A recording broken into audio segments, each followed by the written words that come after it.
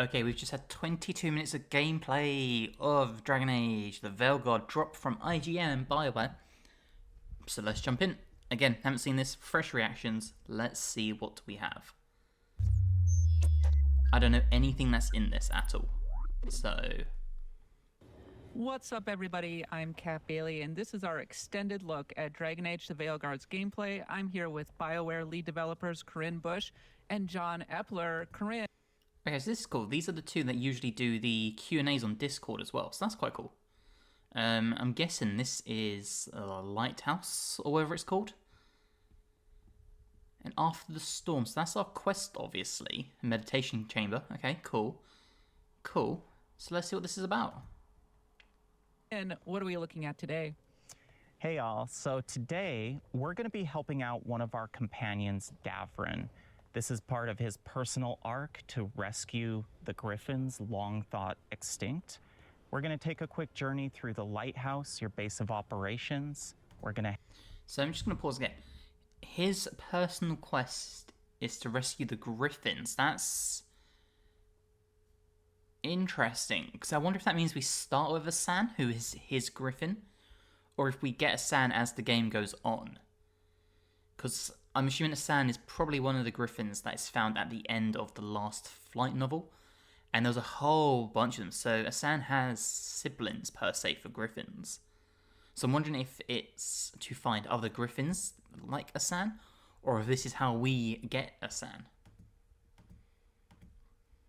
Head into the crossroads and make our way to the dark swamps of Hosberg wetlands. So you're in the lighthouse, as Corinne mentioned. This is your base of operations that you inherited willingly or unwillingly from Solus. It is located in the Fade. It's where Solus was able to start planning his rebellion against the Elven gods millennia ago. Right now, you and your team have occupied it, started to build it, started to shape itself around your personality. As Corinne mentioned, we are going to go talk to Davrin, who is located up above, and each of these spaces kind of shapes itself around your companions as they live there, That's really cool. Okay, so each place will sort of change itself depending on who is inhabiting it. That's awesome. So I'm assuming we're going to look into something, if it's Davrin, that's sort of a wardeny, maybe elven, because he's elvish, maybe like Weissart. Interesting. They basically spend their arcs in those rooms. And we see here the glowing light above indicates Davrin's ready for us. Let's check in with him. Oh, so he does have a San, okay. We got a message. A place called the Cauldron was attacked. That's some sort of Grey Warden tavern. It's a secret Warden readout. No idea what goes on there. Then why are you involved? Because whatever attacked it sounds like the Gloomhowler. So earlier in Davrin's arc, you were introduced to his nemesis, the Gloomhowler, a creature that's been hunting and stalking wardens for quite some time. It's kidnapped a bunch of other griffins. Davrin has been trying to track it down. Now he's got a lead, so we're going to go find this and go track this thing down. Okay, a few things. Number one, that is actually really cool. That the wardens have this monster that's hunting them.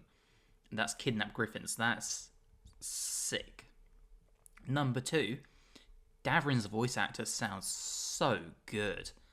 Holy shit, that immediately blew me out of the water. He sounds so good. Now, Davrin, he prefers the direct approach. We're going to choose a tough response and see if we can get his approval. Then let's get rid of it. Had the same thought. What's left of the Wardens are still licking their wounds. So we handle this alone. Just go to the Cauldron and get the griffins back. You have to promise to behave, boy. Listen to every word I say, stay out of trouble, don't do anything dumb, and don't eat any. I think we get the point. Okay, he's really cute. He's really cute, and it looks like he is a baby griffin, which would make sense. So I'm wondering how old, maybe like a year or two? Either way, it's going to be so cool having a griffin finally in the game. Lancet and Remy told me there's a word for the bond between a griffin and Warden moving as one. Turlum. Until Asan and I have that, I'm supposed to keep him safe. I have to say that I find the griffin adorable. And very importantly, I know this is a question on everyone's mind. Yes, you can pet a San. Damn right Well, we can. thank goodness for that. And all right, what are we going to be doing next? He's up for this. All right, we're gonna finish getting this information from Davrin on the Gloomhowler, and we'll be off to Hossberg and the Crossroads. Between Warden and Griffin starts by having faith in each other. Maybe. I suppose you were born for this sort of fight, boy. All talons and temper. And a sharp tongue to remind you of it. As long as he backs it up. Let's be nice to So I San. assume that Asan can be helpful during the gameplay. Oh, absolutely. In fact, a lot of Davrin's abilities revolve around calling a San in the heat of battle. I in particularly love when you're going against enemies, you see a San swoop down, especially if it triggers a combo between your companions. As Corinne mentioned earlier, one of the interesting, fun things we've done is if you see the lights on in a room, companions have something to say. You can see Harding up in that space there, Nev behind you as well, and Belara. But we have a mission ahead of us. We're going to go find the Gloomhowler if we can, and we're going to go through the Crossroads in order to do that. And the Crossroads, if you've played previous Dragon Age games, Trespasser in particular, is a location in the Fade that contains a number of Illuvians, allowing you to travel across Thedas in a matter of minutes. But at this point, the Crossroads are under assault by the other elven gods. It's a dangerous place, and we are going to be in for a bit of a fight.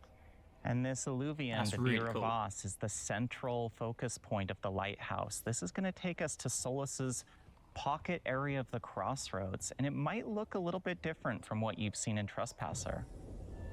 Can you tell us a little bit about the role that the Crossroads plays in the structure and the gameplay? Yeah, so the Crossroads So before they start discussing that, I like how now if the companions have something to say, there's lights on outside and the torches will be lit. Save you running around to each companion individually. It's really cool that you can just tell who you need to talk to. That's not only gonna sort of take away some of the tediousness of having to go to every companion, but as a Let's Player myself, it's also gonna help make the episodes a lot like flow better. That's a really nice feature because obviously you've got to talk to every companion, got to extend all their dialogue, but that's a really nice sort of like quality of life improvement. is, again, it's the area that you spend a lot of time traveling through as you go from area to area. It's also a space that has at one point served as Solus's main base of operations and training ground for his rebellion against the elven gods. So as you go through it, you're going to find fragments of the past, the things that Solus had done previously that are going to give you a bit of insight into Solus as a character, but also into the elven gods and their motivations. Some of my favorite content that you'll find if you go exploring in the Crossroads is these opportunities to actually relive some of the memories Solus had during his rebellion. You actually get to that's cool. take part in this ancient rebellion. And here we have the Caretaker, a mysterious spirit that was actually here before Solus was and started to help Solus with his rebellion, but also to turn this into a safe haven for spirits. Again, as I mentioned before, the gods are assaulting the Crossroads, so it's no longer the safe haven it once was, but you're going to work with this Caretaker through quite a large amount of ancillary content to rebuild this into that safe home for these creatures that, if anyone knows Solus, he has a tremendous amount of affection for spirits. So are we sort of healing the world, the Fade, and the Crossroads all at one? Because theoretically, is this going to open up something where the Crossroads can be used for traversal in future games willy-nilly? Because at the moment it's sort of a case of Illuvians are very rare and the Crossroads obviously now is under assault. So are we opening up, by the course of the end of the game, the ability for future games, the Crossroads is like this haven for spirits that anyone can enter? Interesting. All right, now we're gonna get into combat here, and this time we're playing as a mage. Okay, so this Now, is one of the my classes I'm favorite really excited to classes see. play. It's primarily a ranged attacker, and when we're surrounded by swarming darkspawn, I really have to use a variety of strategies to control the battlefield. I'm gonna use my heavy charged attacks to knock down these ghouls, get them out of the way, and of course, darkspawn are vulnerable to fire, so we made sure. So what I will say is, and I love the look of this game, I think that's absolute bollocks. I don't think this game looks tactically played at all. It just looks like they send swarms after you and you have abilities to deal with it. And nothing I saw there screams you have to play like tactically and use a range of different things. It was just lots of rolling and then one fire attack, and that was it. It's kind of a high intensity, bit more complex button masher from the looks of it to me personally. Nothing I've seen so far says that there's an element of strategy or planning, anything like that. It just seems like it's spam your abilities and you're going to deal mass damage and you'll win. Sure to equip our fire staff, have our fire abilities on hand. You may notice something about the Darkspawn too, that they look a little bit different than they have previously. And part of that is because Gillenane, who has always been focused on using the Blight as essentially a crafting material, a way to alter life itself, has been enhancing and changing these Darkspawn as part of her army. Corinne, I noticed that you were doing a combo opportunity. Can you tell us a little bit more about how the role that plays in the actual combat? Yes, so the combat system in this game, the deep strategy behind it is really to manage the very... Again, I don't think there's any strategy to this. It just looks like a button masher with abilities. That's pretty much it. The combo abilities, to me personally, don't look any different from just doing a freezing spell and then shattering someone. That's all it really looks like to me. Even less important, to be honest, because you can just select the combo opportunity. You don't need to have one person cast one thing and then have your other character cast the other. It just looks like you press one button and the combo happens. So I don't think there's this deep strategy that they keep claiming. It looks very much like it's still the leftover MMO massive multiplayer game that they were trying to build, and they've just left the combat system there because it was quick and easy to implement. various abilities your companions and Rook have in concert. So in this case, Harding has a combo opportunity with Shred. It's going to apply the Sundered effect and deal a high amount of stagger. Now you'll notice I can combo that with Rook's ability Spirit Bomb. That's going to cause a detonation combo. So, see, there's no strategy to that at all. About the terrain here It's just a very click of a snowy, button. very mountainous. The Crossroads is a realm that reflects the waking world. In this case, it's an amalgamation of all the real world spaces that are. We're level 35, it just said, and I believe in the gameplay footage we got with the Warrior, it was level 30, the Assault on Weishaupt. So I wonder what the level cap is, because I think by the end of Origins you can get to like level 35 or so. Dragon Age 2 is about level 20, I think. It's been a while. Inquisition is around 20 to 25, I think. So it looks like this is probably going to have the highest level cap of a game so far. And I wonder if that's in part because of the new combat system and ability system, which is very much like Final Fantasy X in my opinion. But to get, obviously, around the board, you'd need more levels. Otherwise, you're only going, say, 20 points if the level cap's 20. Whereas those little pathways, you'd need lots and lots of levels or points per level to actually get around the board to make a good build. So I wonder if that's why the level cap's so high. Because I doubt the level cap is so high based on the length of the game. Because knowing Bioware, it's going to be a 50 to 100 hour game, roughly, right? Just like the others. So I can't imagine that affects the level cap. Tied to it in the case we've got Hosper, we've got other mountainous regions. So it's kind of this mix of the swamp. And as you'll see, as we move towards these alluvions, the architecture around them very clearly reflects what's on the other side. We're not going to spoiler and tell you exactly what's on the other side, but you maybe make a few guesses based on what you're seeing. Do I have to do the crossroads, or can I just fast travel right through? So it depends how you progress through the game. The first time you go to any of the new regions in the world, you'll traverse the crossroads to get there. Subsequent times, we of course support fast travel, but it behooves you to actually go back and explore the crossroads as some of the deepest secrets lie within.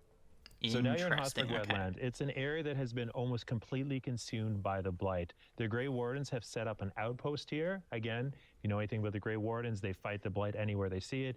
And they're noticing something strange is going on here. The blight is not behaving as they expected to and as it historically has. So they've set up shop in this place called Lavendel, and you are here to work with them, help them out, and help them find an answer to the questions about the blight that they're asking.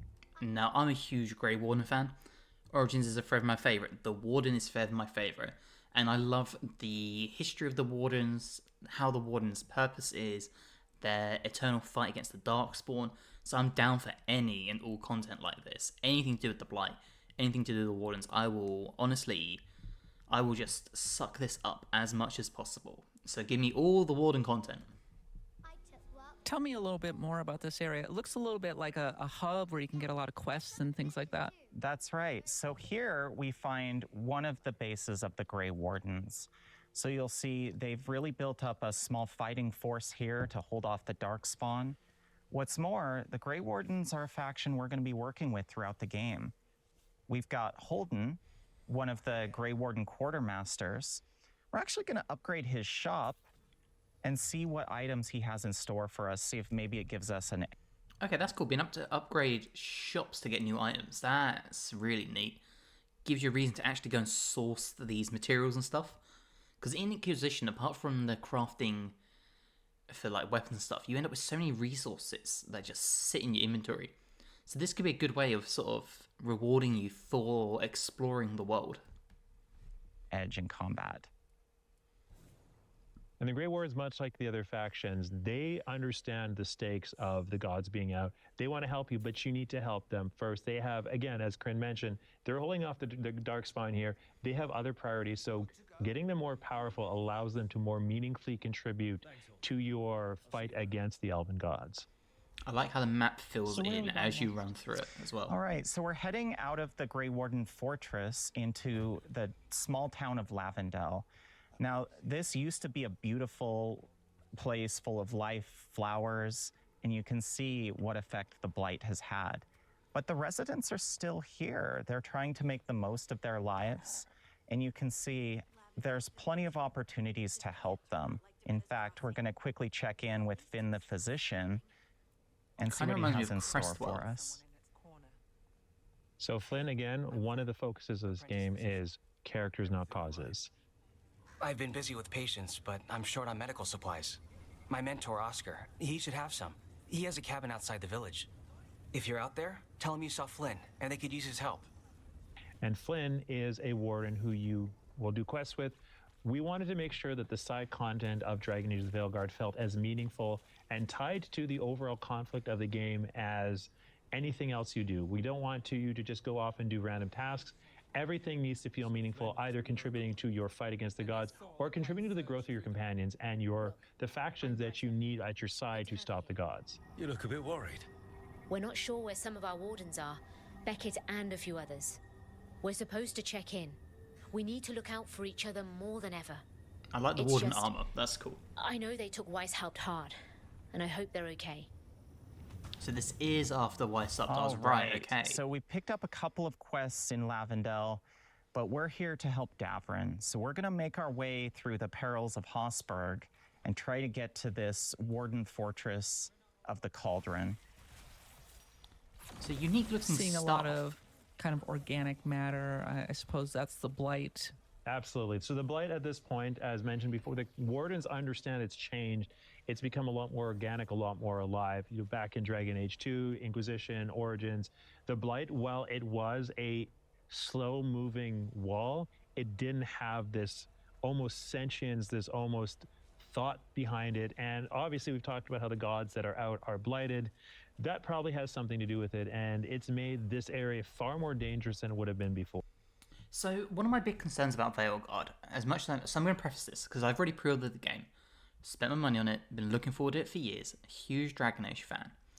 One of my big fears with Veilguard is I keep getting this sense every time I watch something that they're trying to sort of undo Origins and 2.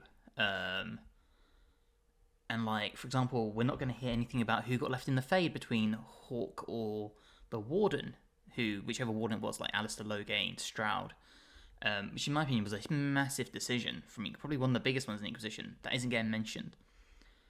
Out of this sphere, we're not even going to hear from the hero Ferelden or hear about them and their search for the cure for the calling, which, as a huge Warden fan, I want more. If they made a whole game for the Warden, I'd buy it immediately. I don't care if it's a silent movie type game.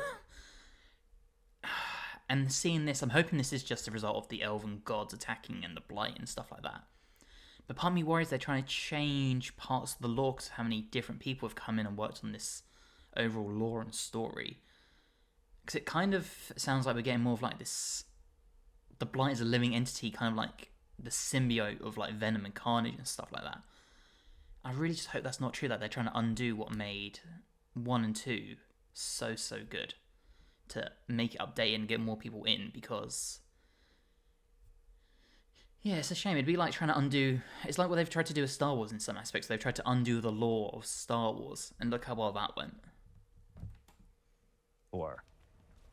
And you might notice as we get into combat with some of these Darkspawn that they do look a little bit different than before, and that's very intentional. Gillenane, the god of monsters, she uses blight like a medium to sculpt and warp the Darkspawn to do her bidding, to suit her purposes. Okay, so the Elven God is in charge of the Darkspawn. Right now you'll see a couple of Hurlocks, one with some pretty disgusting growths on its back. That would explain why in the trailer we got with the warrior combat, she, or he, the Elven God, had a archdemon.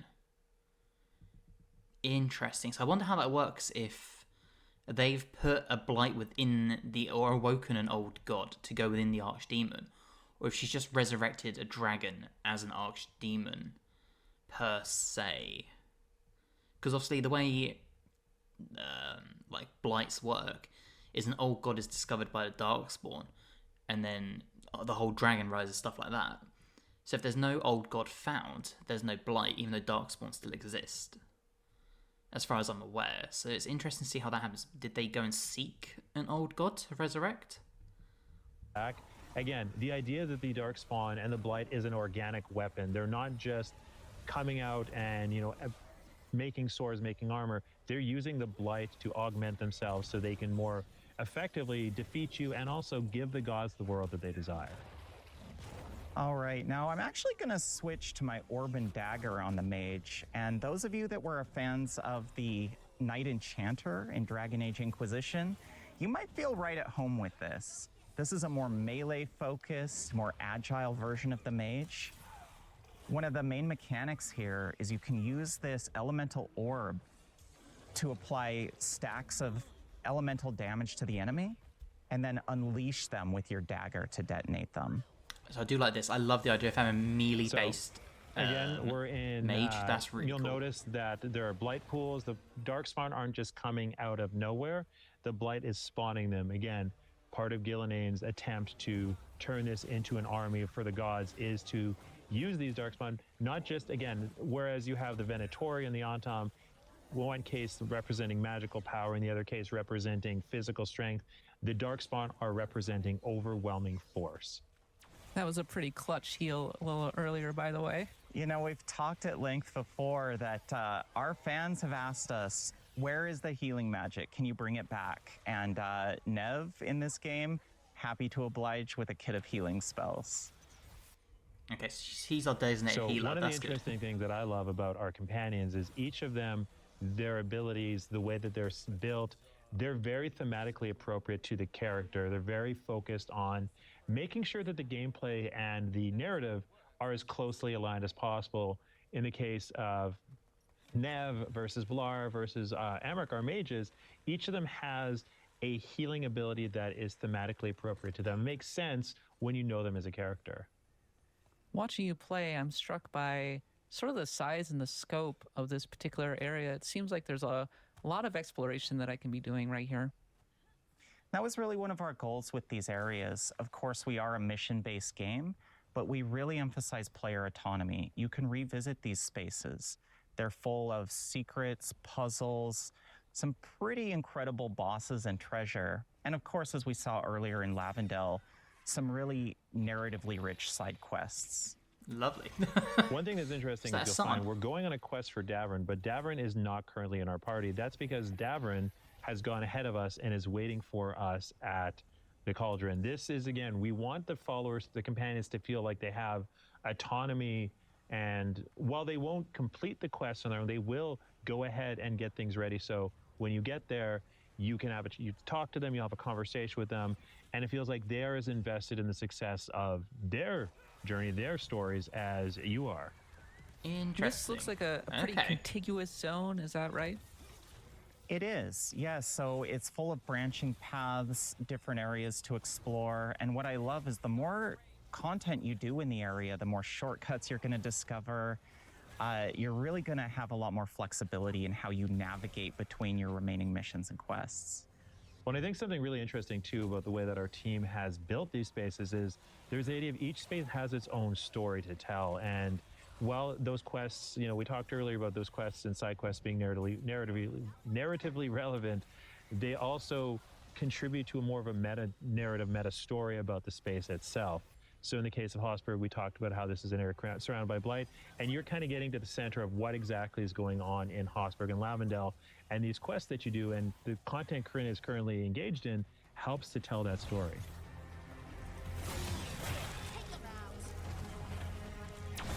Oh, now we've got the high intensity music going. We can see our companions are up here attacking this dark spawn on their own. Let's give them a quick hand.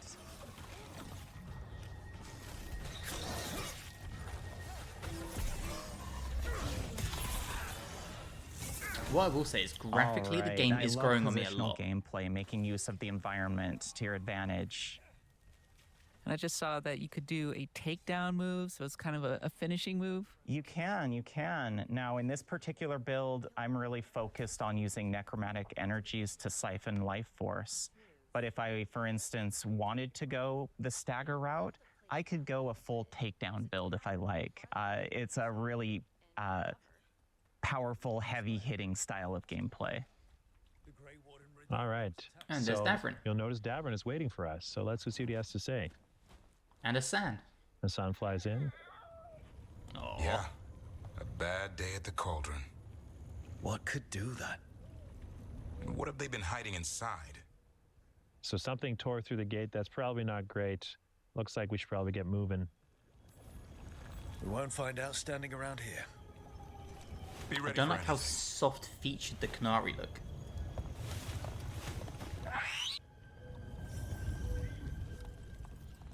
So because we don't have Davrin in our party, he's going to move ahead and wait for us while we bring Nev and Harding along to clear a path for ourselves to find Davrin and get to where he is.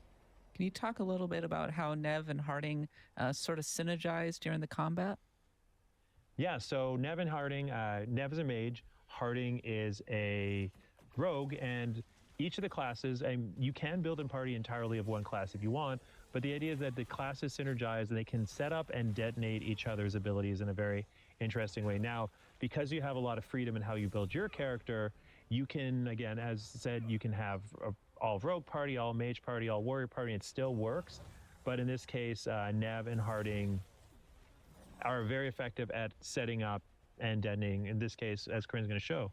So we're in danger here, and this is really what I love about the tactical layer of combat. If you get in that clutch situation where you've got this devastating incoming attack, great time to pause gameplay, weigh your options, and in this case, I'm going to... Again, there was no tactical combat, though.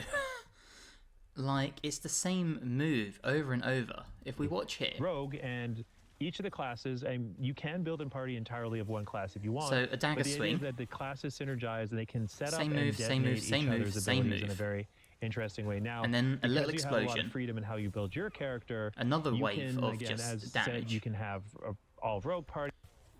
And Are very then effective at playing setting up tactically by and just clicking detonating. a combo. Which, about the tactical layer of combat. Yeah, If there's you no get in strategy that to it. clutch situation where you've got this devastating incoming attack, great time to pause gameplay, weigh your options, and in this case, I'm going to go back to our combo here and see if I can just quickly get out of the way.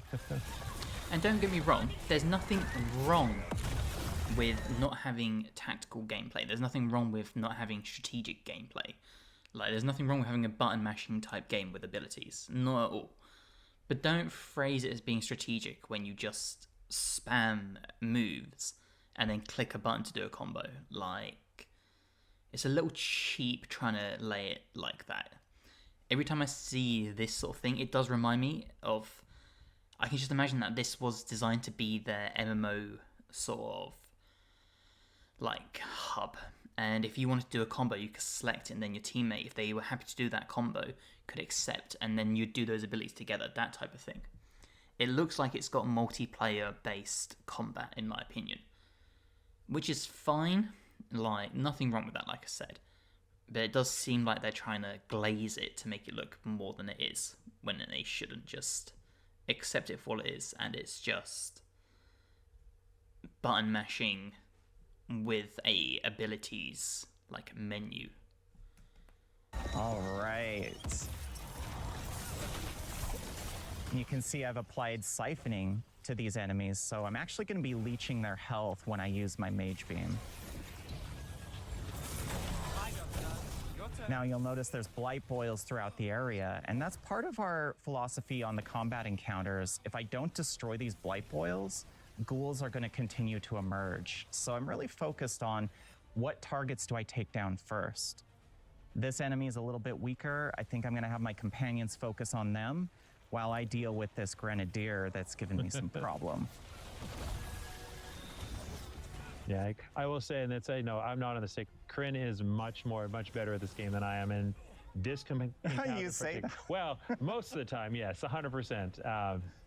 But each enemy, again, really leaning into the organic. What I love about the Grenadiers is they basically rip off pieces of themselves and throw them at you, which explode as blight. And again, really leaning to the idea that the blight is organic and disgusting. Shit, they've One completely thing that I'm changed the noticing dark is spawn. that the combat encounters can get pretty intense. You end up fighting a lot of different enemies. You can absolutely die if you're not careful. Yes, and this, as we mentioned earlier, this is well into the game. So combat counters have really ramped up. And it really shows the importance of positioning, using your companions wisely, and looking for those synergies and combos. Now, this is interesting. We just went down. We've built our companions to be able to come to our aid. So we're actually going to use a revive here. And Nev to the rescue. Okay, so that's very God of War like. As mentioned, That's this pretty is later cool. in the game. And Hossberg itself is what I would consider a later game area, and the encounters are a little bit more challenging. It's a more dangerous space. This shows up in the encounters, but it also shows up in the visuals, the storytelling here. This is a place that you don't want to be. You don't want to be in Hossberg. It is full of darkspawn, full of blight, and generally not a pleasant place to be. Well, we'll be able to explore more of the Cauldron when Dragon Age The Veilguard comes out on October 31st. In the meantime, we are going to be continuing on with our IGN First coverage of Dragon Age for the rest of September. And for everything that's great about games and RPGs, keep it locked on IGN. Okay, so that was the gameplay. Overall, a lot of good. I will say a lot of good. The area looks really nice. Asan is cute as shit. Like, Davrin's voice actor was amazing. The combat doesn't look bad. I mean, the combat doesn't look like my kind of combat. It's sort of like a weird hybrid between, like, Arkham and fast dashing, like, lots of rolling, kind of like Dark Souls almost.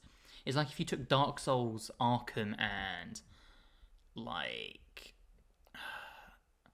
a Dynasty Warriors or Final Fantasy type thing, like the newer Final Fantasies, not the old ones, and sort of like merge them together, because you've got the counters where you get the little moments counter, lots of rolling, lots of like, it looks like Fade, like running almost to get out of danger, along with like spamming abilities, and then a very basic looking like Mass Effect style abilities thing.